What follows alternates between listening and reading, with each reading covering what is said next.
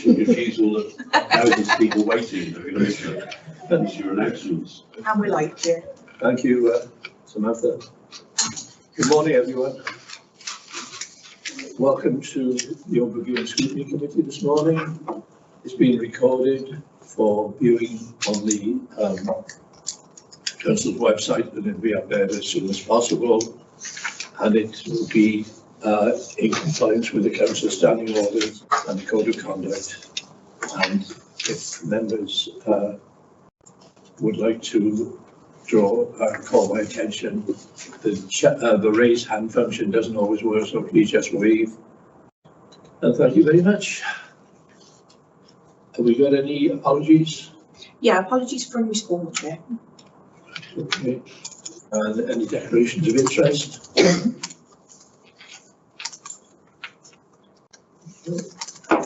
Thank you. Minutes of the previous meeting then. Can someone agree there's a reasonable record? Thank you. All in favour? Thank you. Any points arising, please? Councillor Evans? Yeah, thank you, Chair.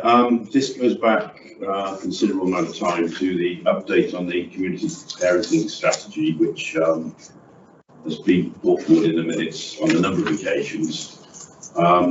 Basically, long story short, I think it's back in July last year, we asked for some changes or things to go in the report. For instance, the recommended use of percentages to identify trends within the strategy.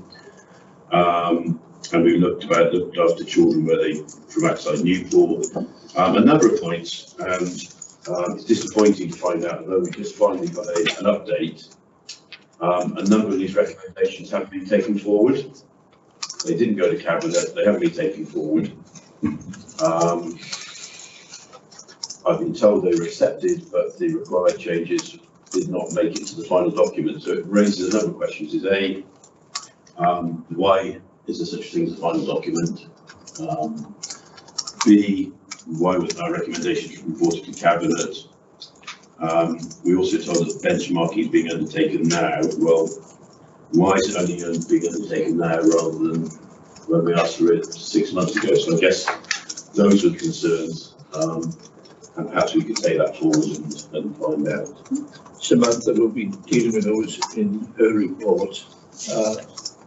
More generally, but your point will be taken on board, Councillor Evans. Thank you. Any other matters arising from the no? Okay, thank you. Right, I'd ask you to come to the Welsh Language Annual Monitoring Reports, pages, sorry, I've lost the page numbers. Thank you very much, Councillor Harris. Right, who's leading on this? If I introduce everyone and then I'll refer to the Cabinet member initially and we'll take it from there. So in the room we've got myself, Tracy McKim, the Head of Service Responsible, Janice Dent, Service Manager, John Wilson, and Janice and John to present. We've got Cabinet member Jason Hughes online, and I know Jason wants to introduce. Couldn't get in today, and I'd be remiss me not to mention Councillor Harris as well as champion also. So a number of us here today to answer any questions. Cabinet member, did you want to start? Yes, thank you, Tracy. Apologies, Chair, for not being there today. I'm actually in North Wales for a funeral this morning. So, Sorry to hear that. Yes, so bore da everybody, cyfeillion. Dwi falch iawn o gyflwyno'r adroddiad yma heddiw. So Newport's a city with a living Welsh language, spoken on our streets, heard in our schools, and increasingly present in our workplace. And certainly from my own perceptions, there's been huge developments that we should be proud of over the last 30 years since I've been living in the city, and predominantly in the last 10 years. This year's Welsh Language Annual Monitoring Report reflects the progress that we are making to ensure that the Welsh continues to thrive as an inclusive, I think, and meaningful language in the everyday life of our city. Looking ahead, this is a really exciting time as we prepared to host the Ymddiheuriadau in 2027 that you'll be aware of. And we recognise the extraordinary opportunity that this presents to develop and showcase our young talent and deepen our sort of connection with that language in the city, with its culture and with the communities, and reinforce Newport's identity as a modern bilingual city. We expect this momentum to be carried forward with increasing participation and raising the everyday visibility of Welsh across the city, and that will be a predominant focus certainly this year as we move towards that Ymddiheuriadau. Thank you. Thank you, Ken. Ms. Dent? From there, so we're pleased to present the 25-26 Welsh Language Annual Monitoring Report. This is the penultimate report on progress made in delivering our Welsh language strategy, and we'll shortly be developing a new strategy. The strategy itself was agreed by this committee ahead of going to full council and comments taken forward. I have to Jan next, just take us through the report, and then Dawn, please. Yeah, so there's a couple of different sections to the annual report. One is to show our progress, the other one is the data and collection in relation to the Welsh Language Commissioner and the information that they asked for. So this sets out a summary of key developments on page 9 to 13 and demonstrates how Newport City Council's commitment is to the Welsh language and the responsibility of our standards under the measure.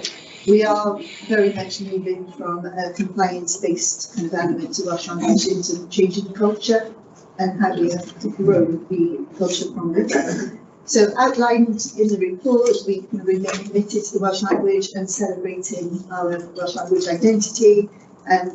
We try and support as many events as we can, initiatives and services. So we've been supporting learners of all ages through primary school, comprehensive and through the organisation, and recognising the achievements of our local schools. We actively work to increase the visibility and everyday use of the language, both internally and across the city. And as Councillor Hughes mentioned, the next year, is going to be really helpful. And one of the things we've done over the last 2 years now is our St David's Day event. And again, was really successful this year, bringing all of the communities across Newport together to be able to celebrate Welsh language and culture. So really inclusive events, and they're always delivered in partnership. So it really demonstrates our strength across the city and how our communities are working together to be able to increase the culture and the recognition for us. Yeah, so the key developments for this year are detailed on pages 12 to 19, and these include success with our ongoing Gymraeg Wife programme. So 15 members of staff have passed the entry level, and this year we won the Workplace Welsh Award for Newport City Council, and the ceremony was attended by Councillor Hughes and Councillor Harris with our learners. And we recently developed an in-house Welsh language translation service. We've developed and implemented a Welsh language related policies, strategies and plans, including the artificial intelligence and automation policy, a new grants awarding policy, the Welsh in Education strategic plan, and we'll be working on our new 5-year promotional strategy. We've also advanced in promoting the Welsh language and cultural events, including this year's successful St David's Day, which is delivered uniquely in Newport. Delivered uniquely in Newport and gave a fantastic opportunity to showcase Newport's commitment to the language and culture ahead of next year's 3rd Eisteddfod. So monitoring information in the report outlines the Welsh language competency requirements for all new posts, and provides a summary of complaints, including those received by the Welsh Language Commissioner's Office. And in 2025-26, the Council received 1 complaint, which was via the Welsh Language Commissioner's Office, and was unfortunately a result of a human error.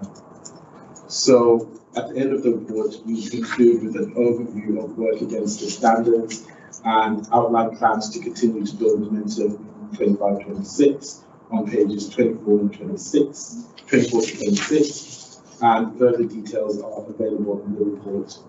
We would like to express our thanks to Councillor Hughes, the Cabinet Member for Welsh Language, and Councillor John Harris, the Council's Welsh Language Elected Member Champion, who both have played a vital role throughout the year in ensuring we meet our statutory duties and in promoting the Welsh language, both within the Council and across the city.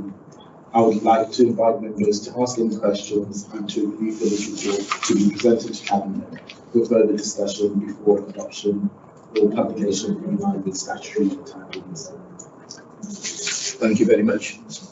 There's going to be a high number of questions because the members of this committee have been very interested in your reports. So we'd like to start with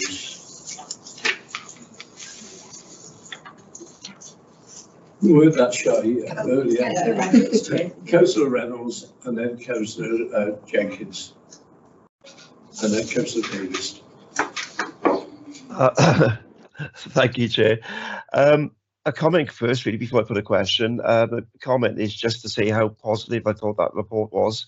When I read it through, Newport isn't a predominantly Welsh-speaking city, but seeing the increase in the use of Welsh, and I think back to when I was a kid, and it's unrecognisable now as what it used to be in terms of the use of Welsh just throughout the city.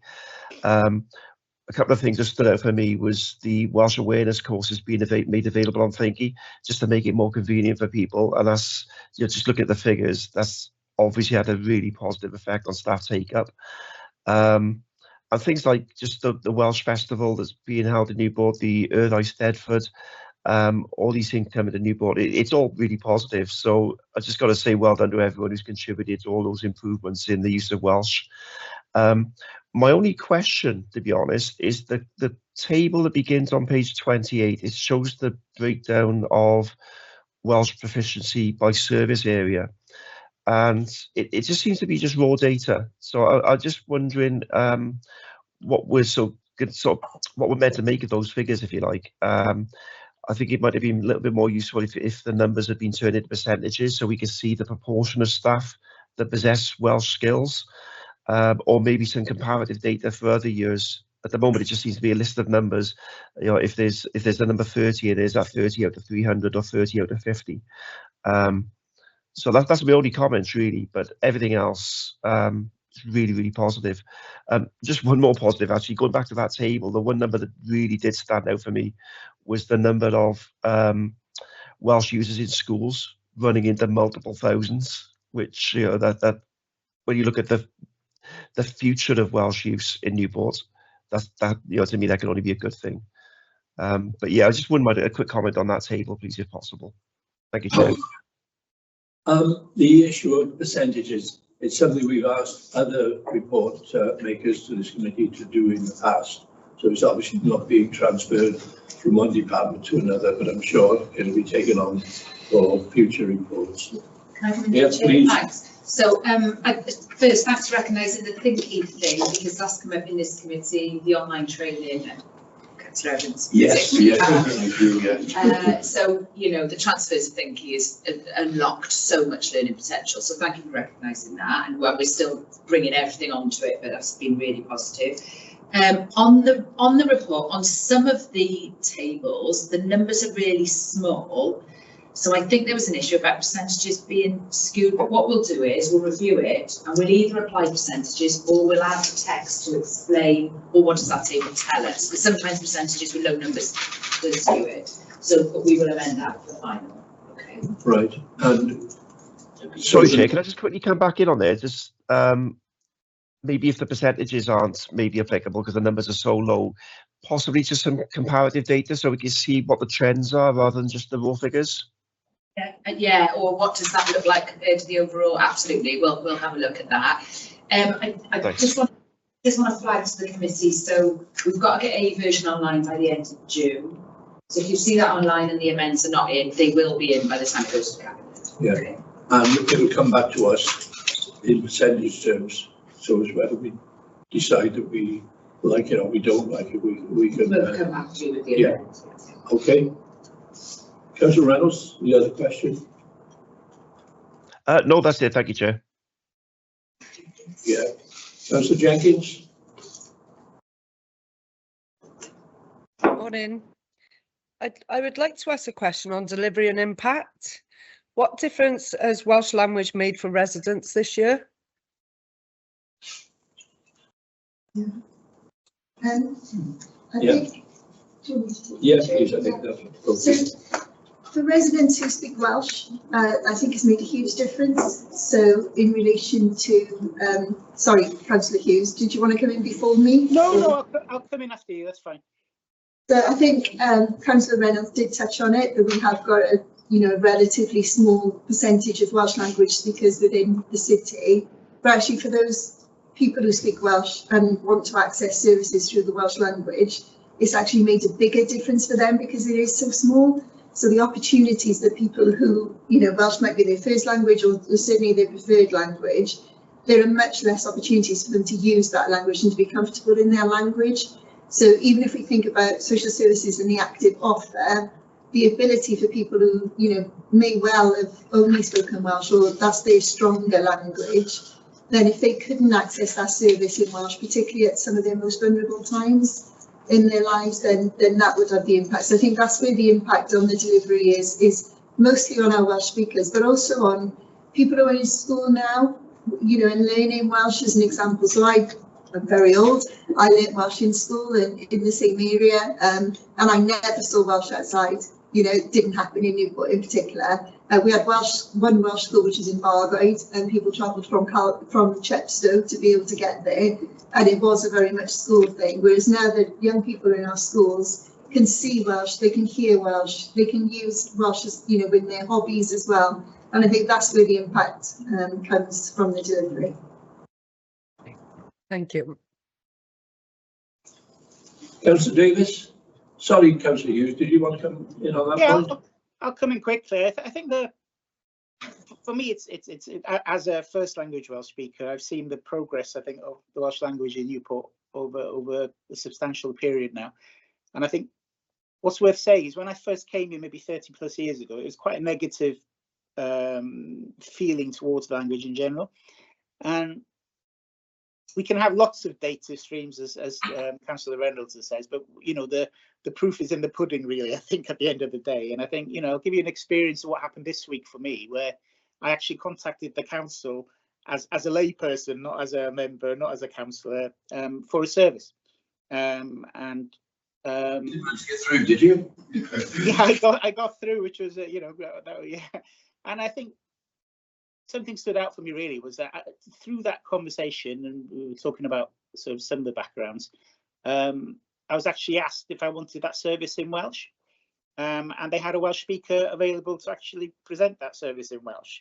And I think, for me, that would have been absolutely unheard of maybe 10, 15 years ago, and I think when I first came to the council and I walked into the Civic, I would have spoken Welsh maybe once every 3 or 4 months. And there's not a week that goes by now where I don't speak Welsh, even in the Civic, which is, we've got a lot of learners, and that does come through in your normal life. But I think for a Welsh speaking person living in Newport as well, there's been sort of remarkable changes really, where there are Welsh groups meeting in pubs in the city, having conversational Welsh. We've had Welsh bands headlining our biggest venues, which would have been absolutely unheard of 10, 15 years ago, And I think, there's lots of things that we do things differently as well. I spoke about this in the Ymddiheuriadau a couple of weeks ago, where we don't just focus on the language per se. We highlight the experience of learning the language and how that opens music and literature and other things up to you as well, and how that story links into everybody who's moved into Newport, not just the Welsh speakers. Newport's a city where that inward population move into the city has had a massively positive contribution on the city. We've got legends in the city who have moved from outside the city into the city over hundreds of years really. And I think what we're trying to do really is link that importance of language to the cultural and to the heritage history of Newport. And acknowledge all of it, so we would have had in the Gwyl, would have had Caribbean bands playing there, for example. And I think some of you it brought me to tears actually, but some of you might have been in one of the flag raising events recently where a local school sang in the Welsh language outside the flag raising event. And this is where it's changing. It's not just changing on paper, and it's not just changing in data. It's actually changing in real life experience.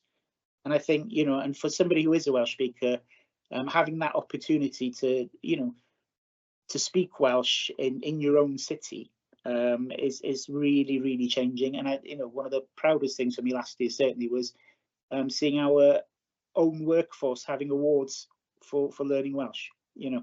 And there's some remarkable stuff going on, and I really hope that we're able to reflect that journey and that story in the Eisteddfod. And I'll just say quickly as well, it's only a small team, and we've got half of them here probably now, but we've got Jodie outside as well. We've got a really remarkably passionate team about the Welsh language, and they work really hard to make sure that we get that recognition. So I think there is a beautiful story to be told, and I really hope we get the chance to say that story next year. And if I might, Councillor Hugh, the person who you talked to on the phone with your query, is their level of Welsh sufficient, or would you grade it? The actual lady who passed me on, the lady who said, would I like to speak to a Welsh person? And I followed this through just out of interest, really. So I would normally say, no, I'm quite happy to speak in English, but I wanted to see how it would go just out of interest. And I think, yes, absolutely fluent. And, but what was important really was that a person who wasn't a Welsh speaker actually recognised there might have been a potential for a Welsh speaker there to want to speak Welsh and offered it. And I didn't have to ask for it, and that felt really, you felt valued when you were doing that, and I hope that, and it wasn't a necessarily a department where you would have thought that would have happened naturally, but it did, and I thought for me that was a big tick box. And she'll know who she is. I won't say what department, but it was a lady called Kate, and I just so well done, Kate, wherever she is now. So. Thank you. And if I could come back to Councillor Jenkins' question and add a supplementary on that. Yes, we train people in Welsh. Lots and lots of work is put into it. It's great. How many of them go on to speak functional Welsh? Do we do any surveys, or do we do any stats on that? That's definitely something that we can look into. So the ones that speak Welsh through the council is a relative thing for us. So the first lot of learners are just about to sit their exams now. I think actually Tuesday was the exam.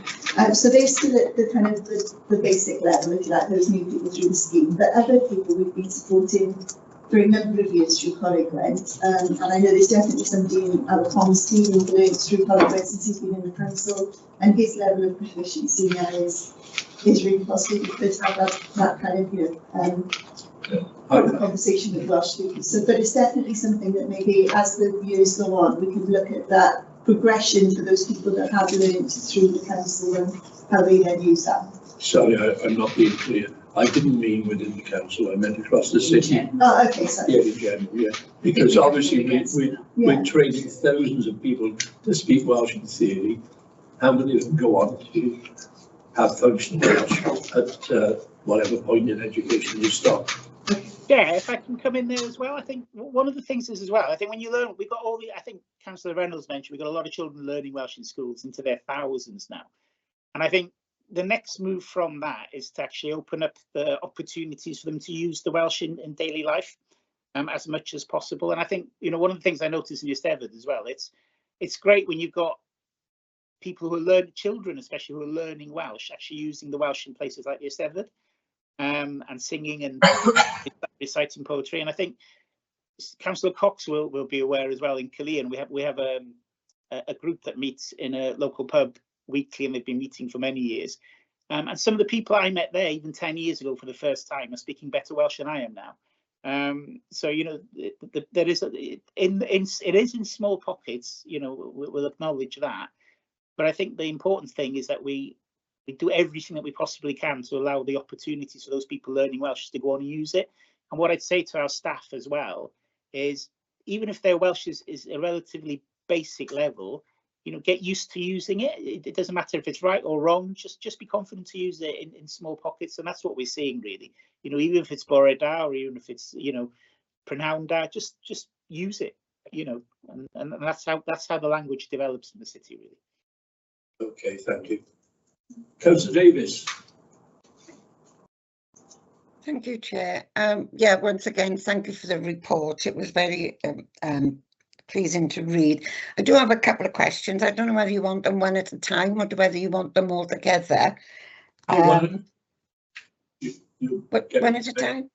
Yeah, you get more airplay out of that. Okay. The first one I've got is basing a lot on what Jason has just said, actually, in the sense of service areas where bilingual provision, does it remain consistent or inconsistent? Yeah, so I think you might well be aware, but our customer services team, customer contact team, as an example, is it does kind of vary as to how many Welsh language speakers we have available every time, at each time. So there's a constant kind of recruitment teamwork really hard, and with our HR teams as well, particularly our new kind of recruitment teams, to make sure that that is staying up. We do a lot of work with our schools, which goes back to one of your questions, Chair, around kind of, you know, that ability for people to see that they can leave school and kind of come and work for the council, and the advantage that that Welsh language skills that they've gained throughout their education can make. So it does kind of vary, but in the service areas where, you know, kind of that there is that stronger need, so customer contact, social services, education, we are really lucky, I think, in relation to our recruitment and some of the specialist recruitment that we've done, especially since kind of Josh joined the team, to be able to grow with that and to make sure we're kind of reaching the right communities, really. So it's a bit hit and miss, but we don't do too badly, to be fair. Okay, I mean, that was one of my other questions, saying about recruitment. You know, vacancies requiring Welsh speakers, are they becoming harder to recruit? I think, if anything, they're becoming a little bit easier, just because of the work that the team have done, just being able to reach out to places that maybe we didn't reach out to traditionally. So I think traditionally we just used to put the adverts on the website, or, you know, and kind of do that, but now the team, both the recruitment team and the recruiting team, go out to different places. They go out to events and they kind of have those conversations there. So it's starting to get a little easier. I think even within the team, we've recently set up the Welsh language translation service, and we were a bit worried about how we would kind of manage the recruitment for that. And touch wood, we've been really lucky. The people we've got employed already are really strong. And we're going back out to recruitment in the next couple of weeks as well for more. So yeah, I think we are getting better on our recruitment.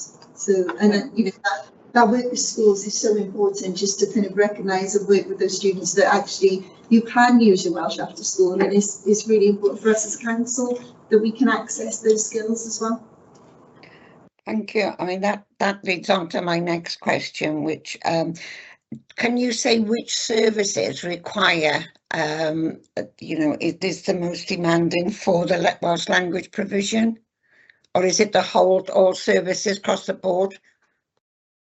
Yeah, so all services, you know, we under the Welsh language standards, we have a right to be able to offer those services in Welsh, where it's all possible. So, you know, customer contact is our first protocol for everyone. Is obviously the most kind of service that's required. Social services, I briefly mentioned it earlier, but under the Social Services and Wellbeing Act, social services have to do what's called an active offer.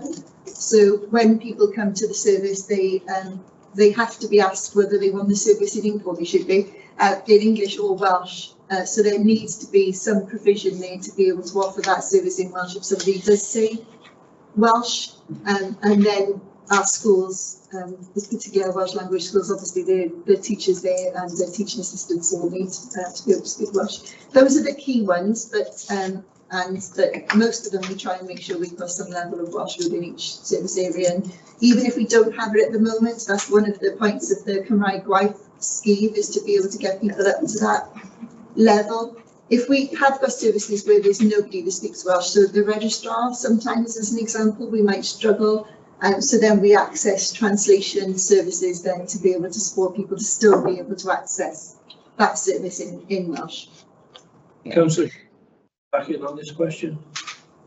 Yeah, I was just going to say there's something quite unique, I think, happening in Newport as well, where if you look at the history of the language in the north, where I'm sitting now, there's been a lot of conflict involved with the Welsh language, really, and we've had to defend it, as it were, from what we see as a threat. In Newport, it's growing organically, and there's a lot of buy-in into it. You know, we don't get much pushback.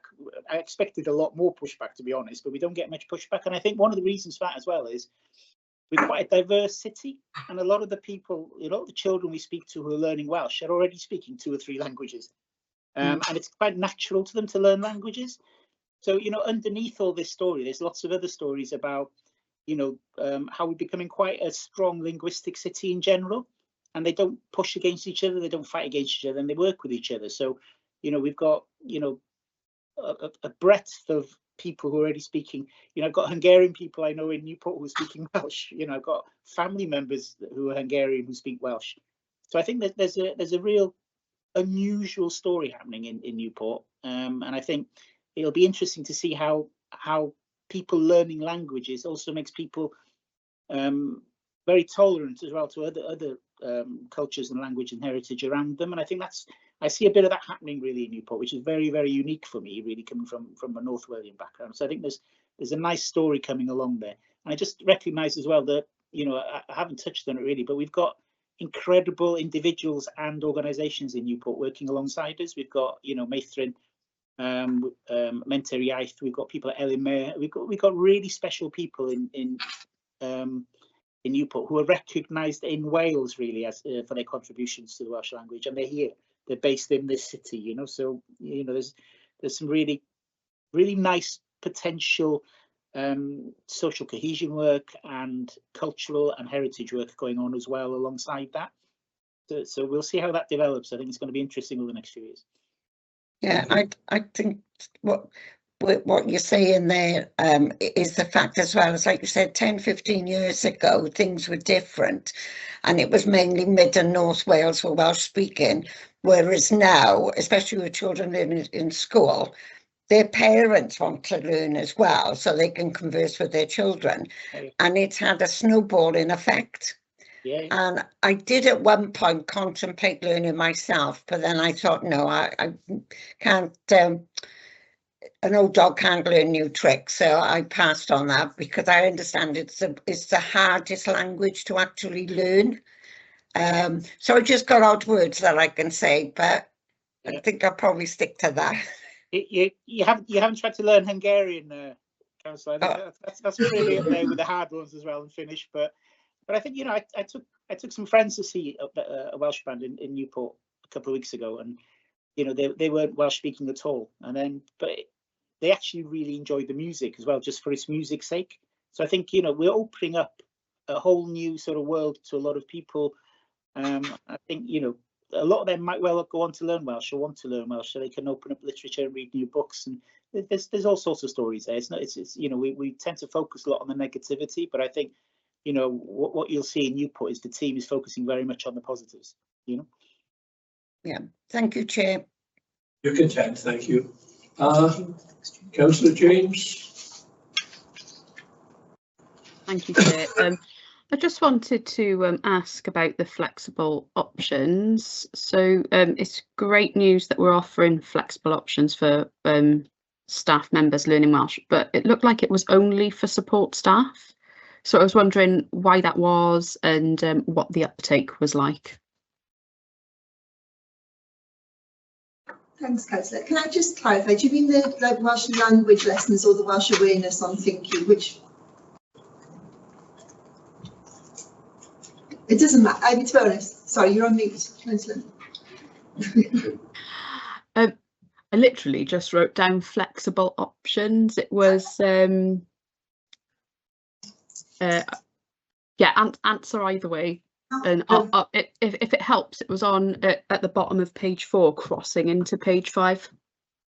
Okay, so yeah, there's two things. So there's the Welsh language lessons for people that want to learn Welsh or develop their Welsh language skills. We try and be as flexible as we can with those, and again, they're open to everyone across the council and some of our partners. So Newport Live, as an example, support and kind of perhaps learners on there.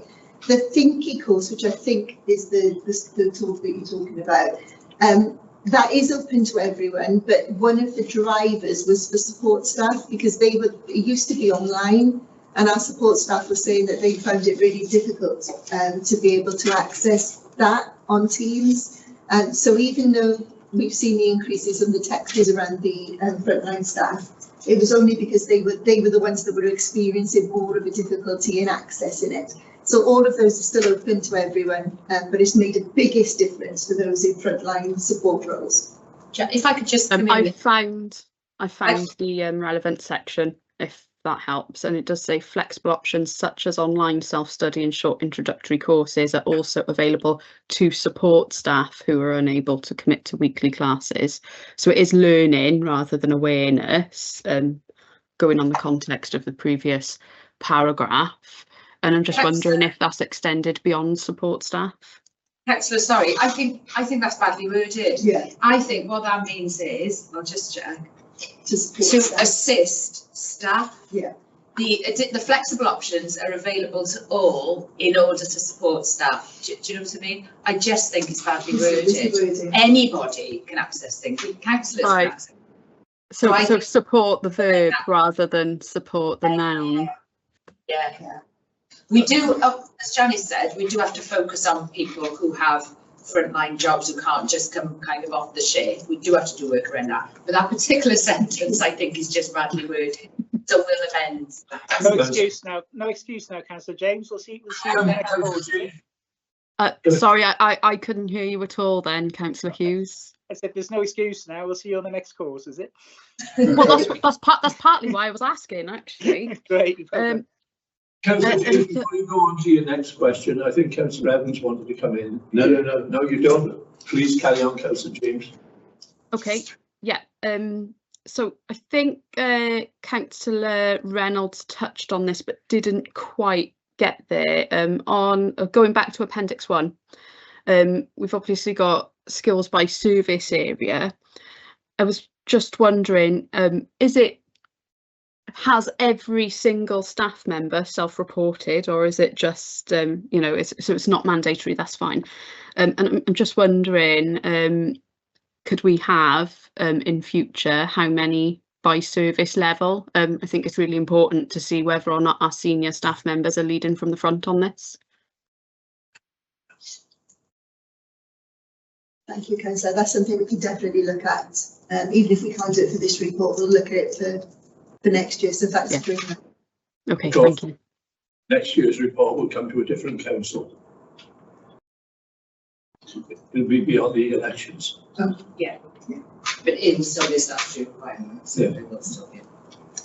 You may find it'll be more onerous by next year. Councillor James, you're on mute again. That's everything from me, thank you. Okay, thank you. Councillor Evans. Thank you, Chair.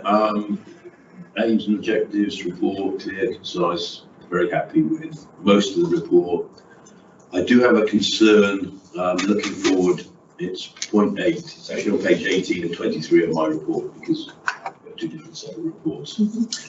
And it's a key priority which says publishing a policy on awarding grants which will ensure the Welsh language considerations are embedded consistently within the grant making process to support client compliance with Welsh language standards when awarding funding. Now, I don't know how it actually works, but if I take, say, my local community centre, where I'm a member, it's a small group of elderly residents, I would hate to think that they were being told that they had to do some things to ensure that the Welsh speak, because that would actually have a negative effect, I think, on the language. I don't know what's legal, but I certainly wouldn't want to ensure that they had to have some elements on there. Was that badly worded? Yeah, I think it's probably worded that we will look at. So the standards just say that we have to treat any applications in Welsh in the same way that we treat them in English. So we need to make sure that if a community group did want to apply in Welsh, that they could do. That makes sense. And one of the questions might be, how does this support the Welsh language? And the answer might be that it doesn't. But it just needs to be make sure that we are having that consideration. But that wouldn't affect. It wouldn't affect this. Yeah. So absolutely. So we can reword that. Yeah, and we could also share the policy with the committee if helpful. It's a requirement from the commissioner, we've got to have. Yeah, I was going to say, Pretty how much is standard. required? Yeah, That's it is a requirement that we have. I could just see if somebody turned around and said, hold on a minute, they want somebody Welsh speaker on our committee to, and we said, well, you know, 80-year-old. Absolutely. We need to be fair and proportionate. Exactly. Perfect. Thank you. And just following on from that, there'll be no additional weighting given to an application in Welsh over English or vice versa. Certainly not in any of the kind of grants that we've got at the moment. So yeah, I mean, I could never say never, but it's because if we had got government funding as an example from Welsh Government, we said that this is, From a Welsh language. yeah, we would have to put it in there, but not as a standard kind of clause. Yeah. And of course, rules and regulations are imposed on you. You can't be responsible for answering for them. And there's only just one other question. Do we have a specific budget for the Welsh language, or is it? We do. We have a budget for Welsh language translation, Right. and then we have a small budget for the events, etc. that we do. But to be honest, like St David's Day this year, we managed to get Welsh Government funding to be able to do that. So yeah, we're always looking for the opportunity to be able to promote it in Welsh, because it's a very small partnership budget that we've got just to try and support some of our groups. Thank you. Councillor Cox, you indicated you wanted. No, you content. Councillor Harris. Thank you very much. Okay, can we move on to the recommendations then, please? Should I go through what I've captured and then we can add anything we need to? Yes, thank you. So I've got the recommendations about improving wording on the flexible options section and on that first key priority, and a recommendation to include Welsh language proficiency by service level in future reports. I've also got a request for, I think it was your request here, about information on how many Welsh learners become proficient in the language.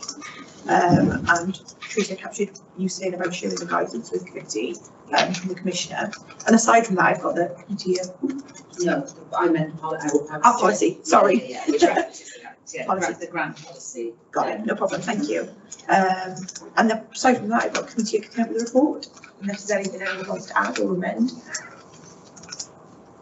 Anyone? Sorry. Can I just give a shout out? Councillor Hughes did mention it earlier. It's Girl Newydd, so the Welsh Language Festival this Saturday coming, and in Rodney Parade. So if anybody's interested, that is happening this weekend. Right. Do you know what time, Councillor Hughes? Sorry, I should have known that. I think it's 11. Yeah. Hang on, I've got it here. I think it's 10:30 onwards, but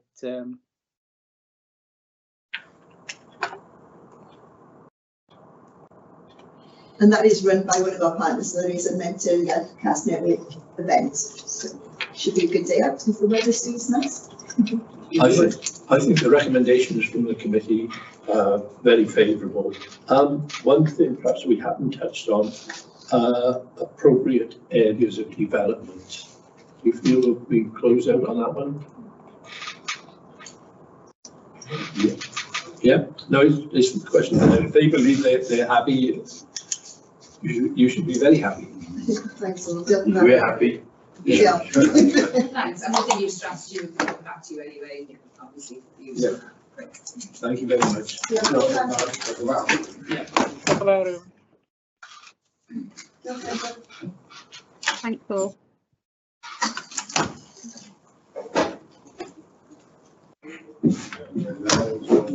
Yeah.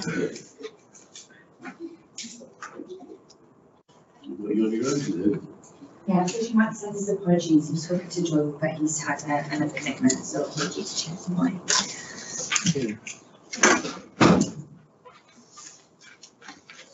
Well, you want to give us an introduction then, please, Ms. Rowlands? Yeah, thanks, Chair. So I'm not proposing to go into too much detail about the reports. This is the annual report that summarises the work of the four scrutiny committees in the preceding 12 months. So the report is brought forward to the committee this morning as the Purview Committee to review. The report will ultimately go to full council and be presented by the Chair and So the report summarises the work carried out in the preceding 12 months. So there is some information on the statistics, like number of meetings held, number of topics reviewed. Based on feedback from last year, that's when I started to have a year-on-year comparison. There's also some information about each committee, the work programme, agenda items that they looked at, and also some of the qualitative information about the impact that they've had, and some of the recommendations taken forward. The report also refers to the self-assessment carried out last year, which was the first time we've done that. So in terms of trying to review current arrangements, get some feedback from officers, members and from Cabinet, with a view to incorporating that feedback and to make recommendations over the next 12 months. There's also a link to our audit report from Audit Wales, which the committee did receive in the last 12 months as well, just reflecting on the positive feedback from Audit Wales and also their challenge on how could we stretch and go over and above all the good framework that's already in place at the moment with scrutiny. That's my recommendation. Thank you. Right, thank you very much for the report, and I hope you didn't do it all on your own and you had something. I have to reflect that this is the hard work of the committee, actually, so much thanks to Simon. Thank you. Right, questions then, please. Councillor Edmonds. Yeah, thank you, Chair. I think they talk about the report from the point of view of what we actually do on scrutiny, and I guess the question I always ask is how have we improved the lives of people across the city with any report we see. So, for instance, we talked about the Ymddiheuriadau strategy. We don't know what's happened, what we actually achieved. Have we got an increase in renovated homes? If so, how many? We had the petition about the Old Crossing, which should have gone to Cabinet. I don't remember it going to Cabinet. Councillor Adams, we are going to deal with it at the scrutiny officer's report later on, because we're short quite a few replies from senior officers. So I see Ms. Rowlands is writing it down, but can we take it later? Sorry, what? I'll be dealing with the scrutiny annual report. Yeah. Yeah. So I'm a bit confused. No, I said the non-response from senior officers we're going to deal with it at the. Oh yeah, no, that's fine. But it is important, I think, if we're talking about our scrutiny thing, what we've done, what we've achieved. Is it asking for more detail on the outcome? Yeah. Would you want a specific reference to this in the scrutiny officer's report? I think it's just our duty to ensure that we reflect on what we've achieved over the last year. Yeah. So comments rather than. Yeah. Would you want them incorporated with it? Well, if other members, I don't know what other members feel. You carry on then, and see where we go. You know, so I guess just using the Old Crossing example, we had the petition which came to us, but what has happened to it since? I think it's supposed to go to Cabinet. It didn't go to Cabinet. It was supposed to go to the Welsh Assembly. Via Cabinet. It was our recommendation from the. Is due to go to Cabinet in the next week or so, next 2 weeks? Our recommendation was the committee resolved to note the petition and further resolved to refer the petition to the Cabinet, with the recommendation to Cabinet refer the petition to the. There's a formal report to the next Cabinet. So it's good. Okay. Yeah. Fine.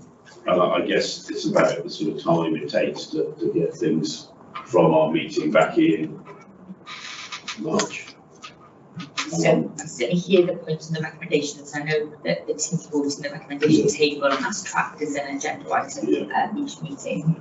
In terms of that particular report, I think it's probably a little bit of bad timing in that it was just before pre-election period, so we had the elections, AGM.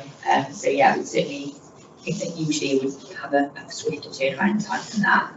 And in terms of the overall report, we could look at perhaps a little more detail in there around recommendations and how they concluded. So I know this case study is within each scrutiny area, but perhaps we could look at providing a bit more detail on.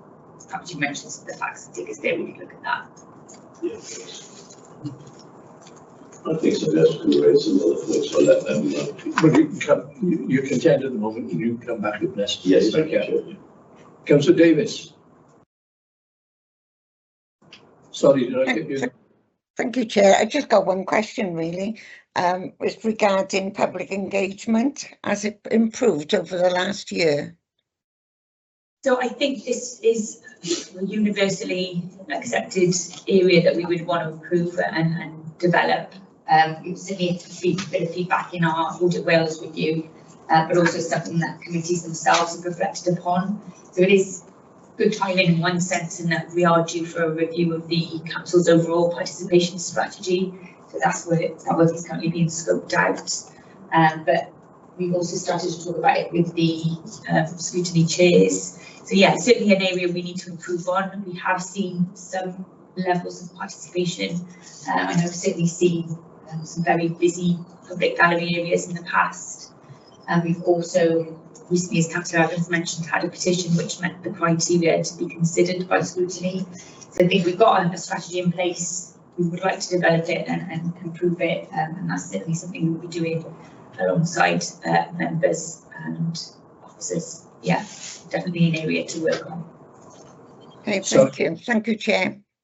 Thank you. Councillor Jenkins, I think I overlooked you, sorry.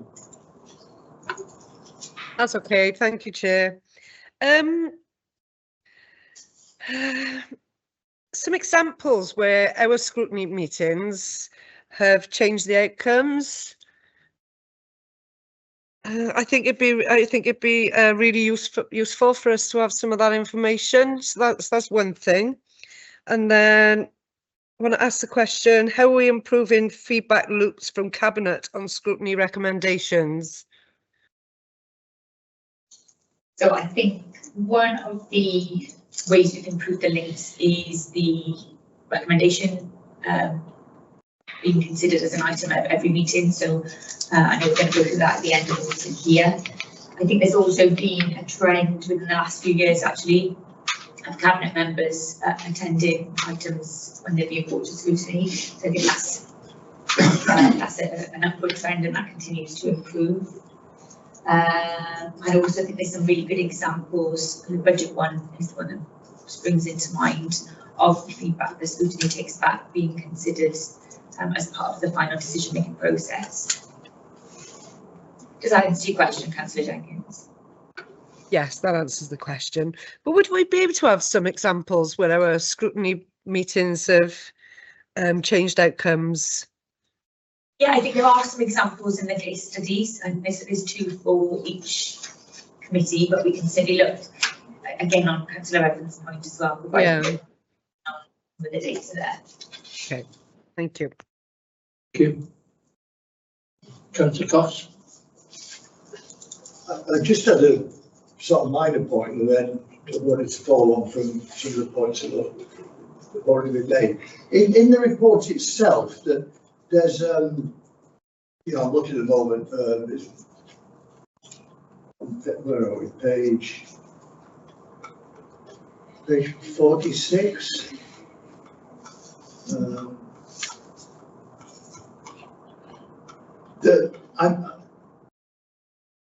That style, we can see on page 46, I think is new, isn't it? I think. Yeah, so last year we started to use graphics for the first time. Yeah. We had a bit of design input on that. This year it is a slightly new style. I think we had a bit of feedback as well on making it a bit more dyslexia friendly, so people were able to read it better and accessible. I've no problem with it. I mean, you know, certainly I would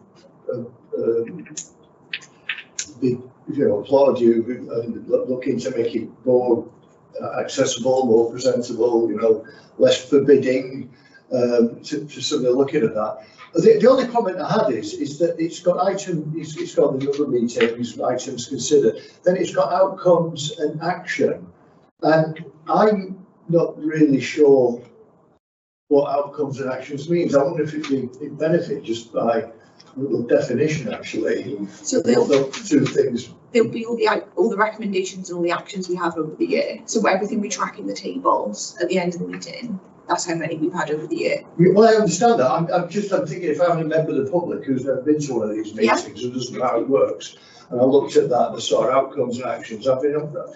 Because I'm assuming outcomes is the sort of decisions or recommendations we make, yeah, and then action presumably is what follows on from that, what gets done about it. Yeah, because it looks like a bit. Yeah. But I just thought it was a shame, really. So we want some sort of link back, so it's. Yeah, just because I did go back in the report before this, and it doesn't actually, explain what that means in this particular context. And putting examples in the sort of brown boxes as well, I think. So, Yeah, well, if you go down to it, sorry, Councillor Harris, if you go down to examples, what's important to you may not be important to Councillor Evans or Councillor Harris, you know, so we either have more. What, in these brown boxes? No, we can't put them all in the brown boxes. No, but we certainly have some sort of link back to where we can find these decisions or these outcomes. No. Does that make sense? I'm not sure. Well, if somebody says, well, okay, they got 20 outcomes, where do I find the 20 outcomes? Perhaps we could put that as a. I wasn't really thinking that. I was just thinking that, what, you know, if I'm looking at that as a member of the public, I'm thinking, well, oh, they consider these things, and these were the outcomes. I mean, you know, what is the outcome? What does it mean? We know what it means. I'm not sure I'm a member of the public. Can it be reworded to be recommendations instead, if that would be clearer, you think? Just on that point, Chair, and similarly to what Councillor Jenkins was talking about, examples of things. When we had the issue of the corporate plan and the concerns raised about CCTV system at the time, that should have gone forward into the budget or whatever it was. And if that was sorted out, then perhaps that could come back to the example of where Scrutiny have said, why isn't this working, what are we doing about it? And that should come back as an example of saying this is what happens as a result of Scrutiny by a cabinet or something. That makes sense. Still on the same point from that. Yeah, well, Councillor Harris wanted to come in on this point. Yeah, can I say, as a dyslexic person, I think it's great to see these presented this way, because you know, you've got the numbers there, the boxes and everything, and the colours, and so I think very grateful. Yeah, Councillor Cox. There were sort of 2 points I really wanted to raise. I mean, first overall, with the report and the way it's laid out, you know, I feel quite positive about that. What I wanted to talk about was maybe what the report was based on. Some of there was a lot of data in there, wasn't there, from consultations. Two things to me really sort of jumped out. One was the massive difference in perception between members of the cabinet and members, and probably staff as well, actually, in terms of how effective it was felt the scrutiny process was. And I think, to be fair, there's some quite lowish scores on how effective people think it is. I think that's a shame, because what you know, I think it's important, whether it's true, let's say scrutiny is effective. I mean, the fact that it seems to me that such a big proportion of members don't see that is an issue. And what I did is, I just as a sort of a little exercise to explore this myself. I mean, I know I can leave what Copilot says. That I put in Copilot, you know, give an example of the corporate plan, and asked it to come to some conclusions about whether the scrutiny process had some influence on the corporate plan.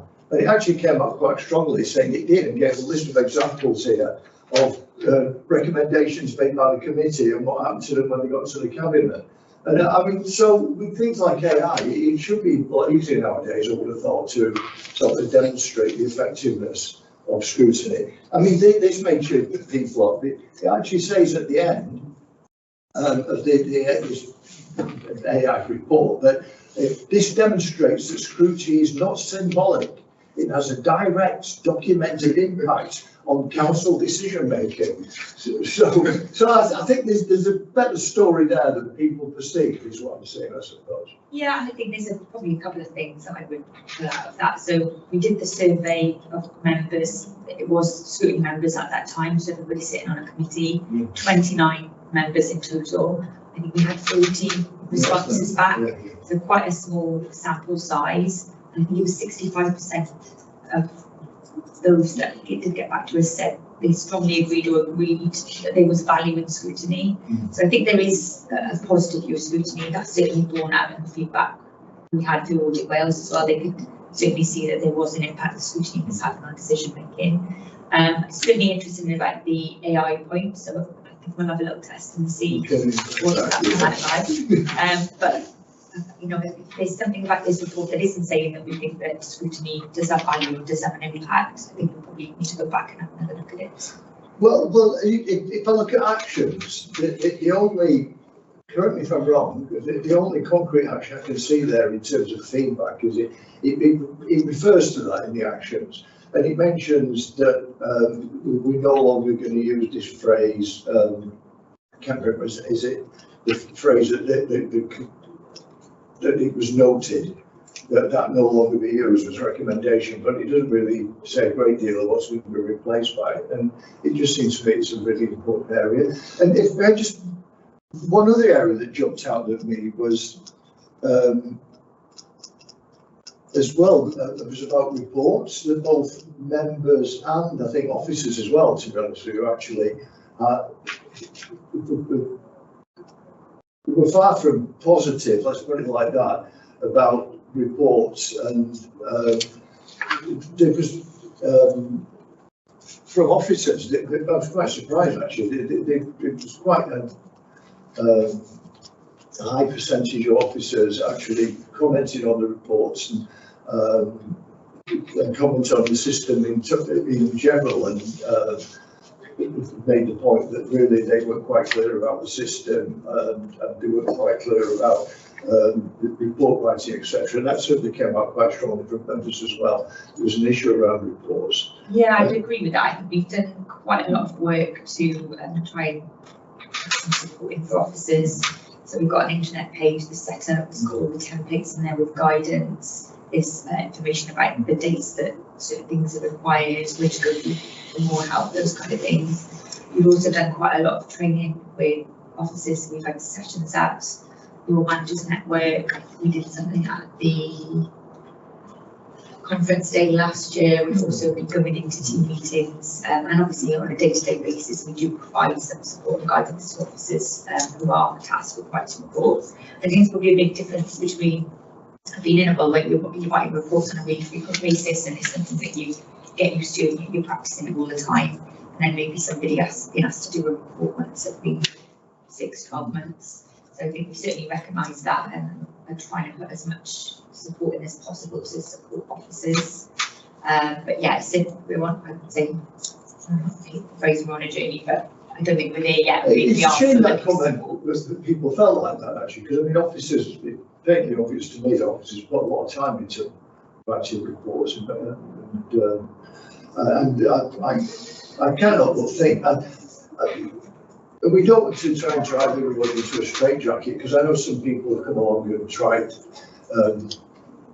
different ways of presenting information, to make through case studies and various things that officers have used. So we don't want to sort of destroy any originality, but some basic sort of layout that I mean, I've mentioned this before. The sort of reports I've been used to where you actually get an executive summary, and then that from the executive summary, maybe on the key points, then there's an indication of where deeper in the report you can get more information if you want that. Just some sort of format that is easy maybe to get around, because often the formats are quite different that people use.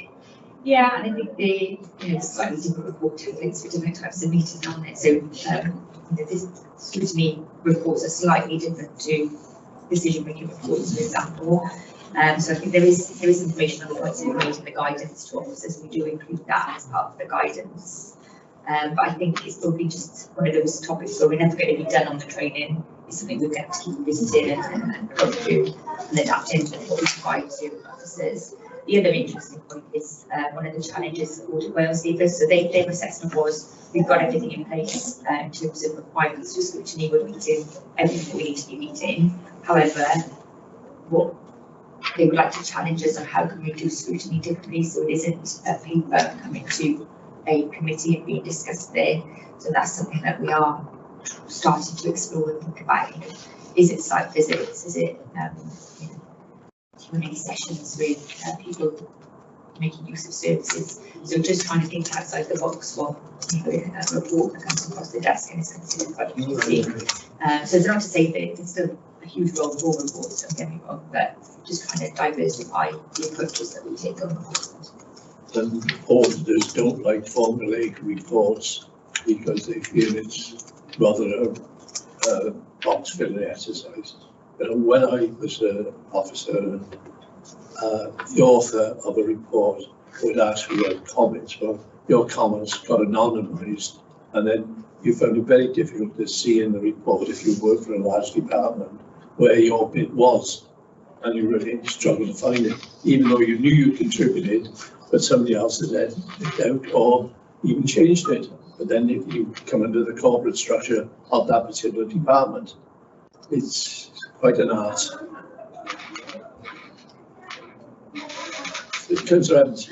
Yes, we've raised it briefly, but I guess this is just coming back to, we talked last year, we talked about it, it's been raised again about raising the profile of scrutiny. And we make reference in the annual actions about work to optimise meeting recording, searchability and accessibility on the YouTube is ongoing. And we got the update is, well, a communication plan has been developed with the public relations team. This will be implemented this coming year. Now, if you're a layperson looking at that and a business and saying, hold on a minute, we made a recommendation last year and the actions are coming forward next year to be doing this, the question would be, well, why hasn't it been done? There's a recommendation from last year. Why hasn't it been done? Why the communications department, let's say they're developing a plan. Well, I thought that's their job, was to be doing it all the time. Yeah, I would certainly say maybe that's some wording or maybe. Yeah, I think it is. We've had some really good support from Comms team. So the today's focus is on the accessibility and the YouTube side of things. I don't know if you recall, we did things like putting timestamps in for different sections of the meeting, different agenda points, so people could jump to what they were interested in. It was a huge piece of work that meant transposing all of the recordings since 2022 from other parts of the website onto YouTube, so that people go and search for anything they want to in one place. We've also been doing some work with comms around social media, so looking to number one, look at things that on the work programme and what people be more interested in, and just trying to promote those as much as possible. So perhaps we could go back and have a look at the word and then draw some more detail out. I think the wording, it looks awful if that's how it's perceived. And funny enough, yesterday I raised the issue about, we talked about communication and social media. Well, I happened to show the X account of Mary Equals, a picture of there from 2 years ago, and now I understand that we're not doing X anymore. Well, we're not doing X anymore, then we should close the account, or we. So I guess, again, from the point of view of personally, I still think there's an opportunity for people to use X to raise the awareness of what the mayor does across the city and raising money for charity and things like that. But that's not my decision. We either do it or we don't. So. Specifically on X, I think there have been reasons why the council wouldn't subscribe to it anymore. Look, it's on there, Chair. Have a look on your X account at Mayor Newport. It's alive. So I think the general use of X is probably outside of the scope of this report, but certainly in terms of the issue about the old mayoralty account, we picked that up in comments earlier, and we can ensure that that's resolved. Yeah, thank you, Chair. I'm sorry, there's just one question about cabinet member attendance 74%. What does that mean? So when we looked at the metrics of this, we looked at all of the reports that were aligned to a cabinet member portfolio and just measured, you know, how often were they coming to make representation on that report at the scrutiny meetings. Is that across all committees or Yes, just? yeah. It seems quite high. It doesn't seem to be reflected here, does it? No. I was going to say, I think it maybe is a bit of a, it might look a bit high because police have so many cabinet members. They have seven series in place. And obviously cabinet member portfolios cross. I think they have a lot of cabinet members who attend, so maybe those higher numbers are skewing it, whereas we might have one or two. They have maybe 6, 7. It's something we could look to break down, so it's a little bit relevant. Maybe if you do it per committee as well, that would be helpful. That would probably, I'm looking at that thinking, hold on, it was not. Oh no, yeah, no, I agree with that. We'll break that down. Clearly, you can only comment on what you see. Exactly, yeah.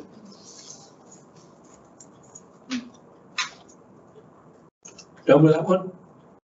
Yes, thank you. Yeah, thank you. Does anybody else have any questions?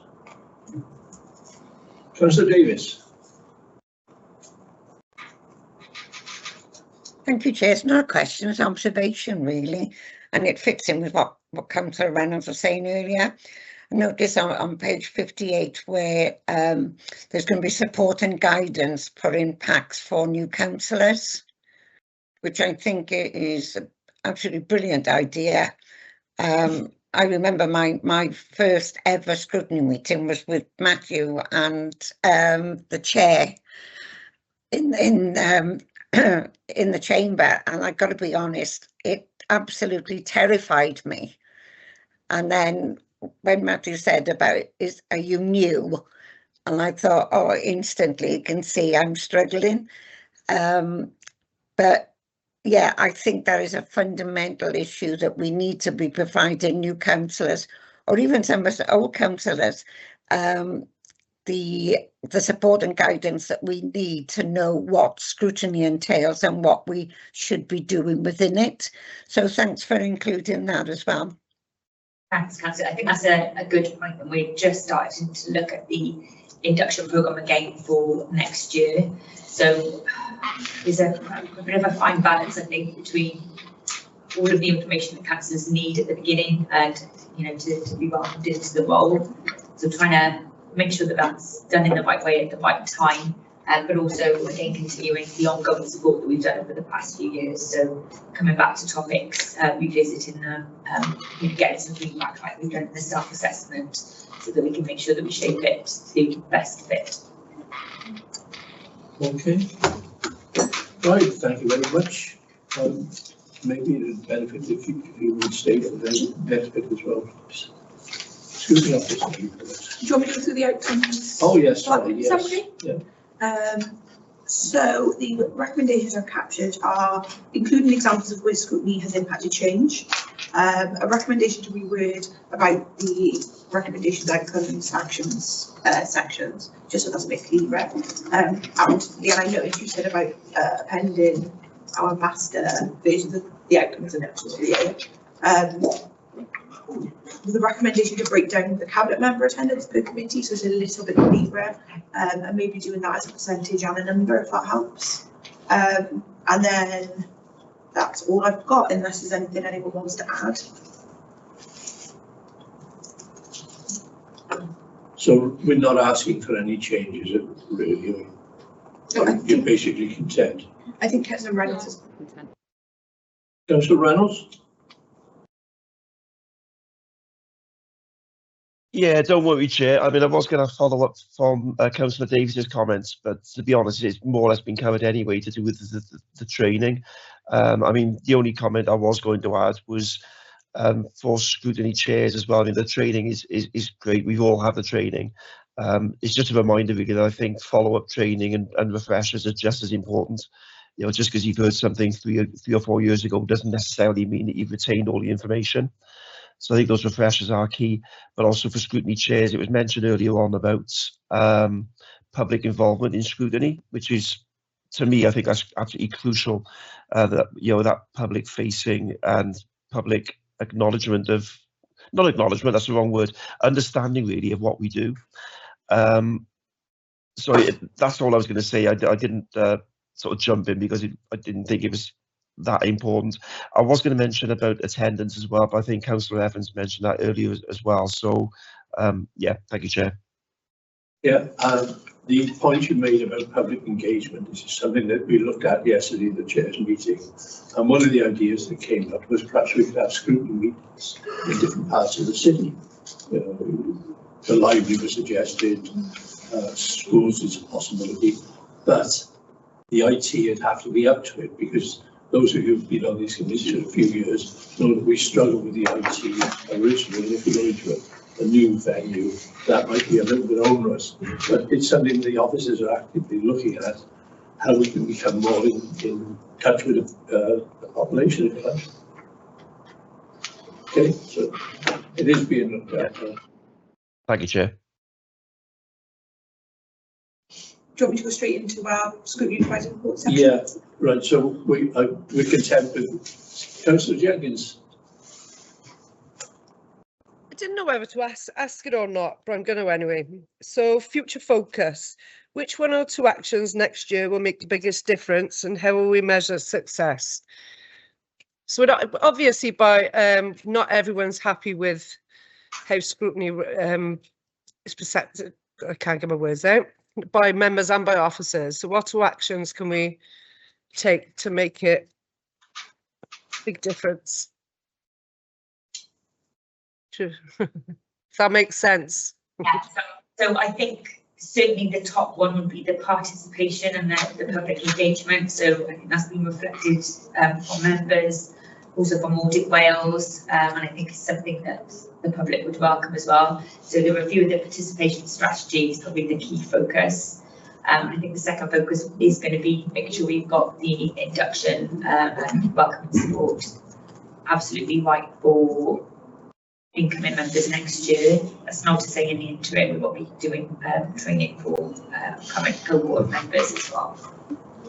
Councillor Evans, just for your information, Chair, I know it was a long time ago when I was leading the council, but we used to have a quarterly meeting in the council chamber for various representatives from business groups and things like that, and members of the public, where we had cabinet members and officers.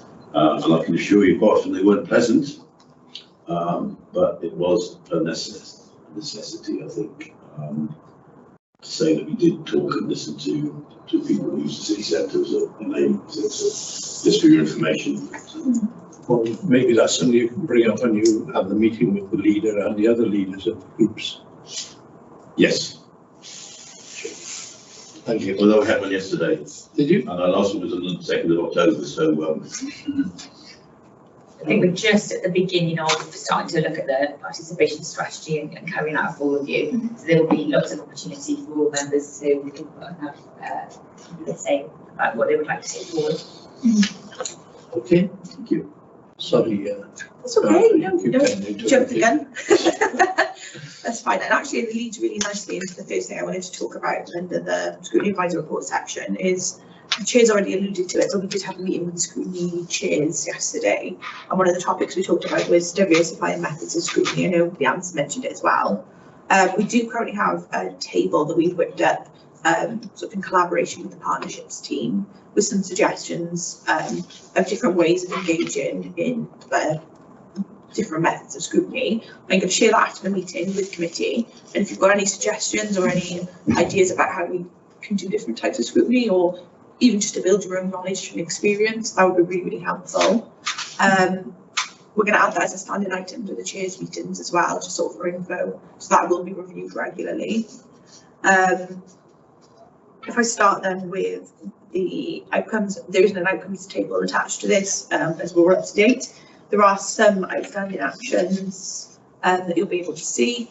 And just sort of very quick reference to the fact that we've updated the tables, we've colour coded, so it's a little bit easier to glance at it and kind of get an idea of where we are. They have been escalated and chased, so we are doing what we can to get those back.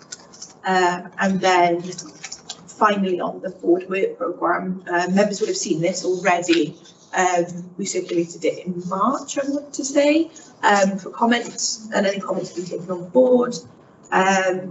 So that'll be the forward work programme for the next cycle if members are content with it. The one thing I would add is that we've had a request for an additional item to be added. I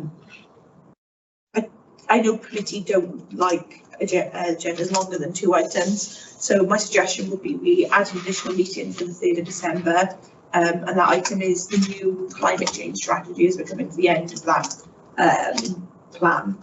So if the committee are content, I'll add that meeting in and update the full work programme. Good. Just a clarification, we've got climate change annual report in October. Yeah. And what did you say this was? This will be the new plan, the new plan for the next period, because the previous or current plan is due to expire. Right. So there'll be scrutiny's input on the future. Can't we have the one followed by the other? I can certainly ask, but that would mean a 3 report meeting if committee's happy with that. It would just make sense to run a second meeting. I don't know the members see it. You've got to report what's happened and you've got to report what you intend to happen. It's the most logical to I can certainly ask. I don't know whether the members feel. I mean, the more often we discuss climate change, the better. But if the committee feels strongly that they want it in the same meeting, that's fine by me.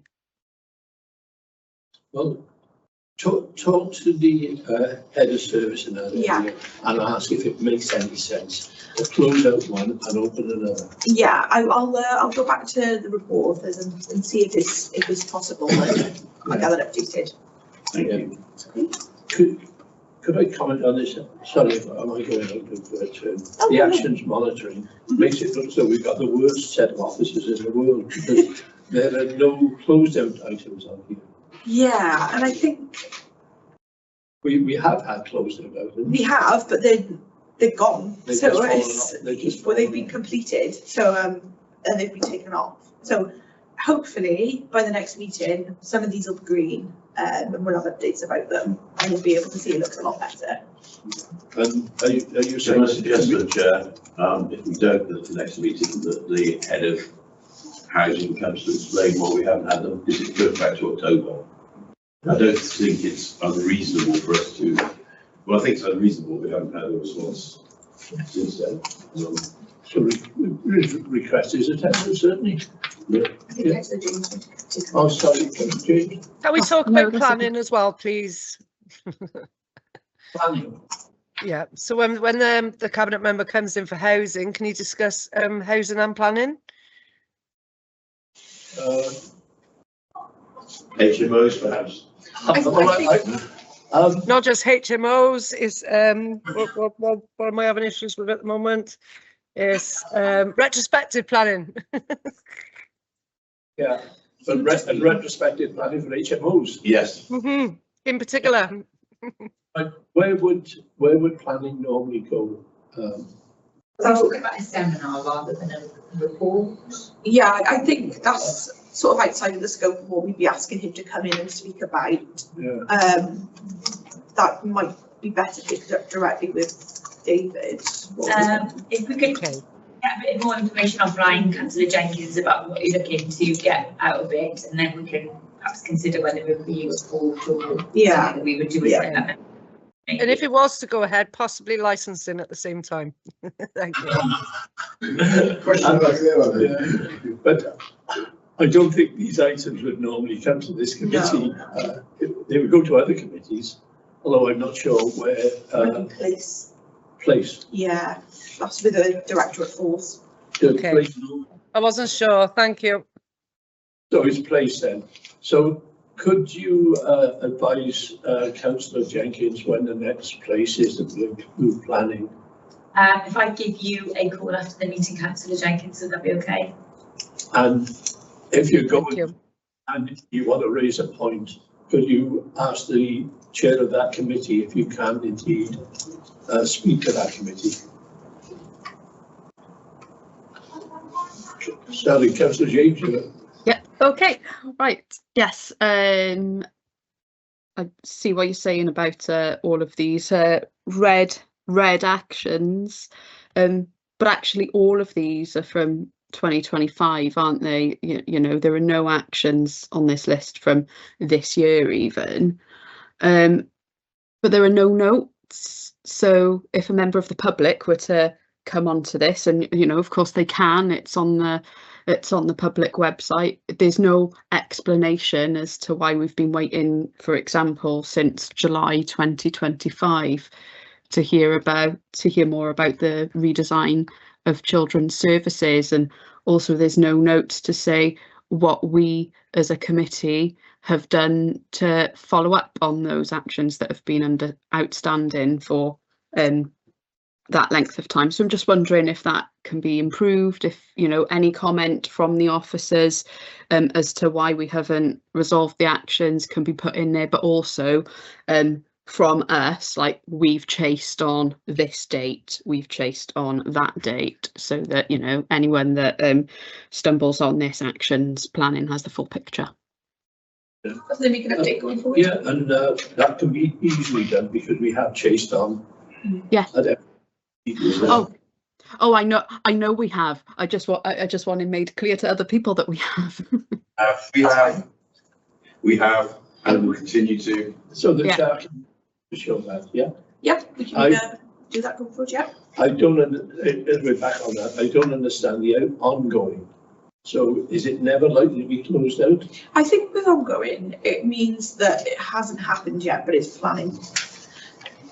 They can't give us the information because they don't have the information yet. I'm almost certain that the redesign hasn't happened, but it is something we would like to see the outcome of, if that makes sense. Yeah, well, again, I think probably a note to that effect. Yeah, absolutely. You know, we can't have what's not there. Exactly, so. Yeah. I can update that, that's not a problem. Okay. Right, sorry, Samantha. No, that's all from me, Chair, unless committee have any questions or any further comments.